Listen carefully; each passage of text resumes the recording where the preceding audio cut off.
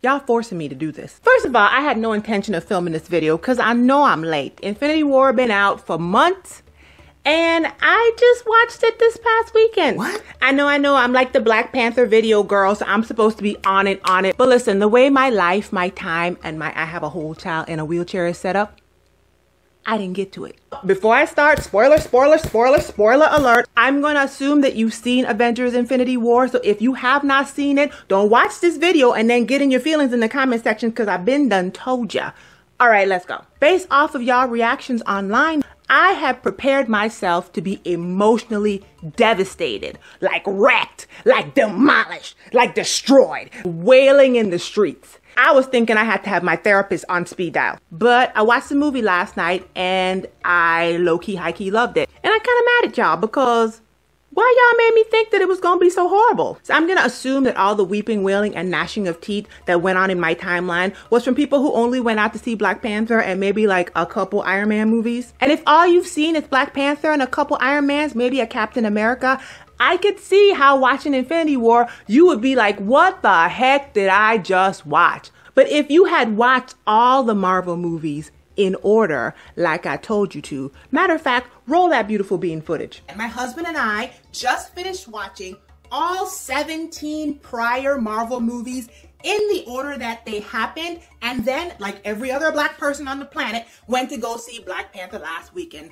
Wakanda forever. Then none of this would be confusing to you and you probably wouldn't be that upset, boo-boo, because they've been done told you that Thanos' big old butt was coming. Infinity War is just a wonderful culmination of everything that's been happening in all the previous movies. Which is why I'm kind of confused as to why y'all were so confused. And why I feel like y'all set me up with a faulty expectation to be confused and devastated, which I was not. Matter of fact, let me help y'all out. If you haven't watched the Marvel movies in order, I'm gonna put a link in the description box of this video so you can get your entire life together. And if you haven't watched the Marvel movies in order, there would be so many things you did not understand in Infinity War. You would have no idea that Thanos was already creeping up on the Asgardians at the end of Ragnarok. You'd have no idea what the relationship between Loki and Thor is. You'd have no idea who Heimdall is. You'd have no idea what a Bifrost is. And you have no concept of how he used said Bifrost to transport the Hulk to Earth.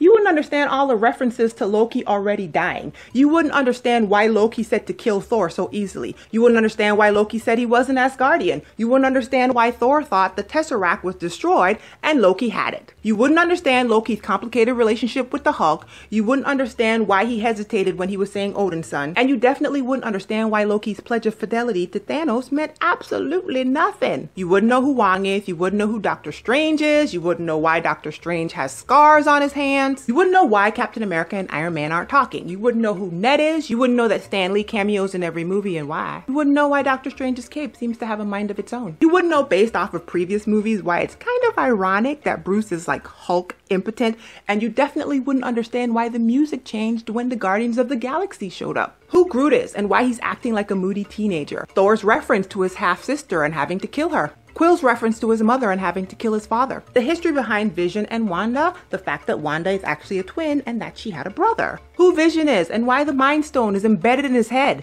Who the Collector is and why Iron Patriot is wearing a robotic leg brace thing. You wouldn't understand that weird tension when Bruce showed up and Nat was like, hey Bruce. You wouldn't know who Clint was. You wouldn't know who Bucky is.